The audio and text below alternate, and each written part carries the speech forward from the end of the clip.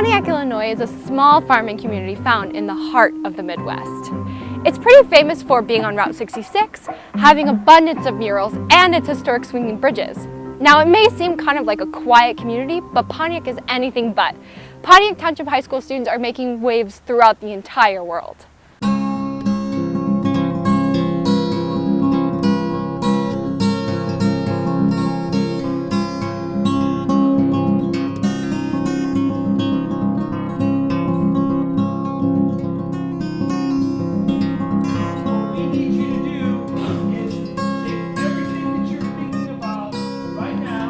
My name is Paul Ritter. I'm a teacher at Pontiac Township High School in Pontiac, Illinois. I know that Prairie Central students have, some of you have done this before. Right now, we've got kids testing for atrazine in the water. Atrazine is one of the most widely used herbicides in America. It's thought that it has similar effects to that of endocrine disruptors in pharmaceuticals and personal care products. Students from Illinois to Mississippi are directly responsible for collecting the data and interpreting the results. With as little as 5 milliliters of water from their test site, students are able to see the quality of their water.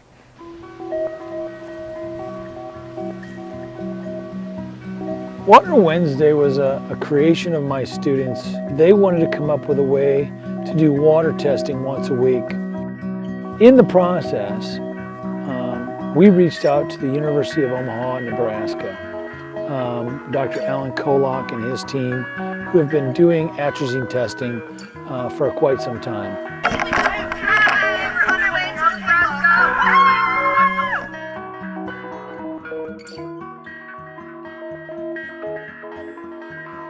While in Nebraska, students learn the nuances of atrazine testing and present their own environmental programs to U of N professors.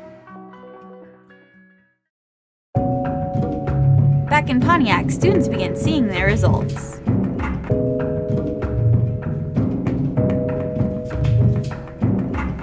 Out of 10 results on our first week, we only found one.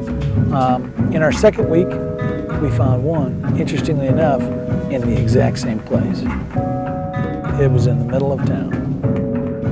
Every once in a while, you can have a test that will read positive that's not true. When the first time it happened, you know, we hadn't had any runoff, and so I thought, this is a false positive. The second week, the exact same location, we have the exact same positive. That's a positive. We have a positive.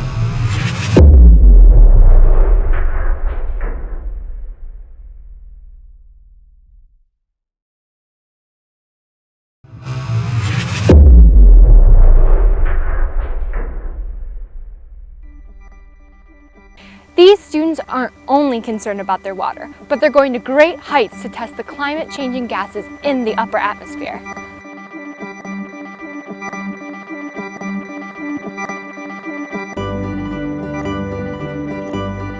Several years ago, we got a phone call from DePaul University. They asked if they could launch stratospheric balloons from Pontiac High School. I said, man, that'd be awesome, as long as we can maybe be a part of that. And so from there, it just took off. In order to find out more about weather balloons, Paul must drive to see Emily Dawson's class, who have already launched their own weather balloon. To get there, he'll need biofuel. My truck is a Dodge 2500 Mega Cab that we bought specifically to do our programs, to drive around the United States with a 40-foot toy hauler behind it. It burns biodiesel.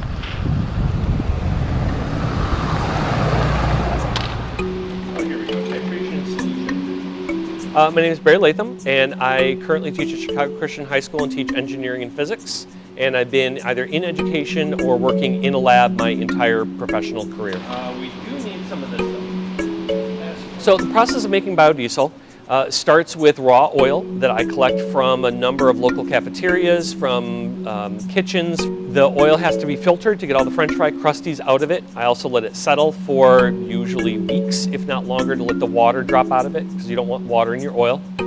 To that, I add a mixture of potassium hydroxide and methanol, which allow the oil molecule to break apart into two main pieces. One of which is the biodiesel portion, which rises to the top. The other portion is glycerin, which is more dense and settles to the bottom. And then that glycerin layer can be drained off. And then the biodiesel, if you make it properly, is ready to use pretty much right out of the bat. That is the real quick 2-sentence overview of making biodiesel. There are lots of finesses to it, the way you add some chemicals, the amount of time you mix things, the temperatures you mix things. Some of that is a little bit more finessing, but it's the difference between being a good cook and being a chef. Biodiesel can be used in any diesel engine. There is a break-in process. Petroleum diesel leaves behind some carbon scoring and some grit. The nice thing about biodiesel is that it's a really good solvent. So it will break that down, but it'll break it down so well that it'll clog intake valves and things if you introduce biodiesel too quickly to an older engine. So I usually recommend people start at about 5 or 10% biodiesel and the remainder petroleum diesel, and then every tank ramp that up maybe 10, 15, 20%. You're going to change a lot of fuel filters during maybe those first few months that you're doing that, but then after you do that, as long as you continue to use biodiesel, you don't have to keep worrying about that break-in process. Once it's broken in, it's broken in.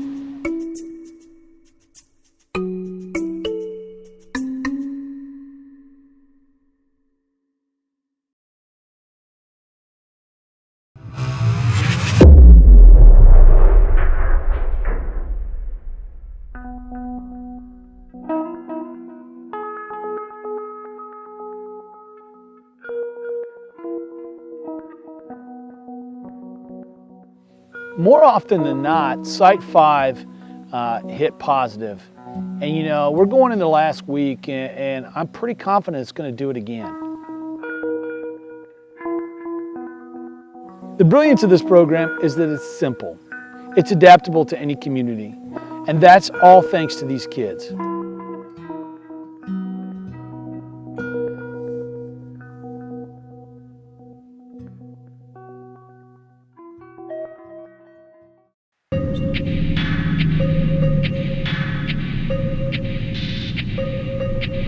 In his biodiesel truck, Paul makes his way to St. Mary's School to find out more about the gear involved in the weather balloon launch.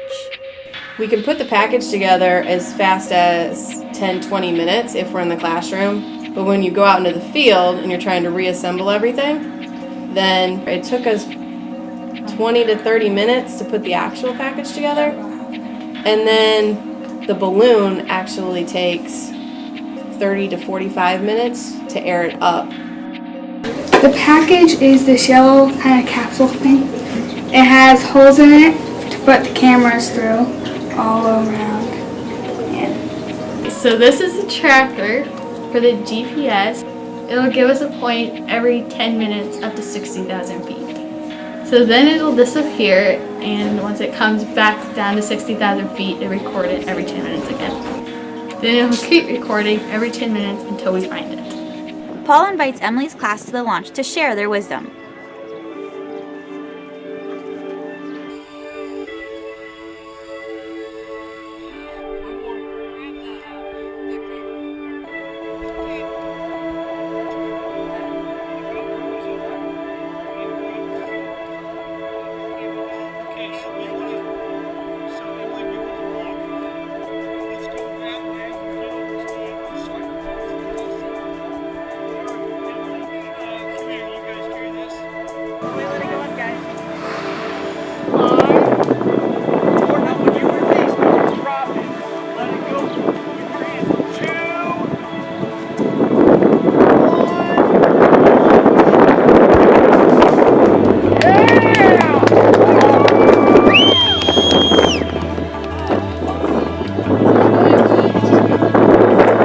One of the things that people find surprising is that as you go up in the atmosphere, temperature is very difficult to determine. The reason that is because in between each molecule gets further and further apart. Our math and science classes are using the gas laws as using barometric pressure and altitude to figure out what the actual temperature is.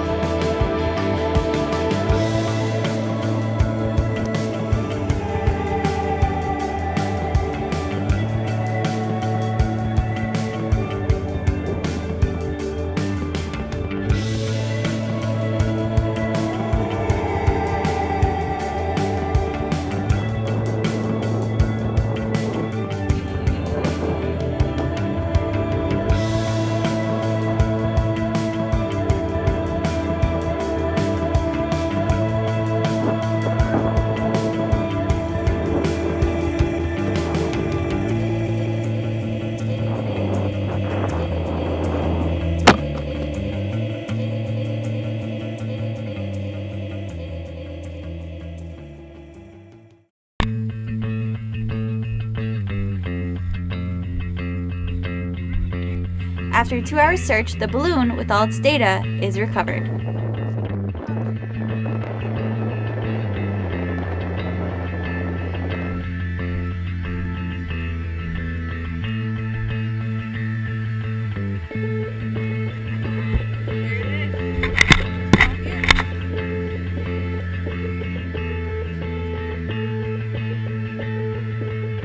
We've seen students testing for atrazine in their water and setting a huge weather balloon 100,000 feet in the air.